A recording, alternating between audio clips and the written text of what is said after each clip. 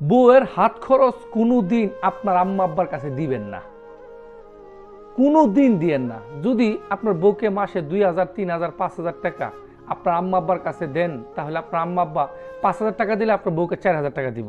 দিয়ে আপনার মা বাবা চিন্তা করবো যে আমরা যখন বউ আসলাম তখন তো আমাদের, আপনার আম্মা চিন্তা করবো যে আমার তো 2000 টাকা দিয়ে পুরো মাস চলতো। তো আপনার মার মেন্টালিটি ওই সময়ের চিন্তা ভাবনা করবো। আপনার আম্মা বলবো 3000 টাকার জায়গায় আমি 2500 টাকা দিয়ে দিই। এখনের যে একটা খরচ, একটা মহিলার 5-7 হাজার টাকা কিচ্ছুই না ভাই। যদি বাচ্চা থাকে 10,000 টাকা তো কিচ্ছু হইব না, এটা আপনি নিজেও জানেন। তার পরবর্তীতে আপনি আপনার আম্মা আব্বার কাছে বউর জন্য খরচ দিলে এখানে একটা ঝামেলা সৃষ্টি হইব। আপনি কি করবেন? সংসারের খরচটা আপনার আম্মা আব্বার কাছে দিবেন, আর বউয়ের খরচটা আপনার বউকে দিবেন। যদি একাধিক ভাই থাকে উপার্জনের, তাহলে সব ভাইতে মিলা সমান করে সংসারের খরচটা দিবেন। 3 ভাই যদি ইনকাম করেন, 3 ভাই যদি 20,000 টাকা সংসারের খরচ হয়, তাহলে 3 ভাইয়ে সমানভাবে দিয়ে দিবেন, 7,000 টাকা করে দিয়ে দিন।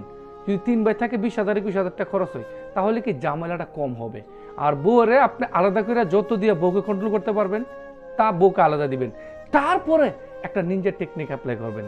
আপনার বউকে বলবেন 1000 টাকা তুমি আমি 1000 টাকা দিয়েছি তোমারে, তুমি আমার নাম না কইয়া তুমি তোমার নাম কইয়া বলবেন। যেইভাবে বলবা যে আম্মা আব্বা এই যে 500 করে 1000 টাকা আমি আমার পকেট খরচ থেকে দিছি, আপনার ছেলে আমাকে 2000 টাকা দিছিল, এখান থেকে 1000 টাকা আপনারা দিয়ে দিছি, এই মাসে আমার টাকা খুবই কম খরচ হয়েছে।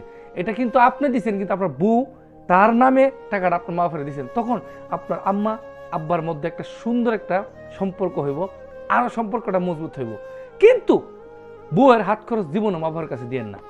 এমনি সংসারের মধ্যে শ্বশুর শাশুড়ি আর বউ নিয়ে ঝামেলা থাকে, এর মধ্যে ওই ঝামেলার মধ্যে আরও ঝামেলা পারবো। যদি হাত খরচটা একসাথে দিয়ে দেন, আলাদা আলাদা দিবেন, আর নিজের কাছে বাকি টাকাগুলো রাখবেন। কোনো দিন বিদেশ করা অবস্থায় আপনার সব খরচ বা সব টাকা পয়সা পরিবারের কাছে দিয়েন না, বউয়ের কাছেও দিয়েন না, আপনার মা বাবার কাছেও দিয়েন না, আপনার অ্যাকাউন্টে রাখবেন সব টাকা। যদি 50,000 টাকা 40,000 টাকা ইনকাম করেন, আপনার সংসারের খরচ যা দিয়ে দিবেন, দেওয়ার পরে যা টিকবো সব আপনার কাছে রাখবেন। এটা আমার একটা অনুরোধ।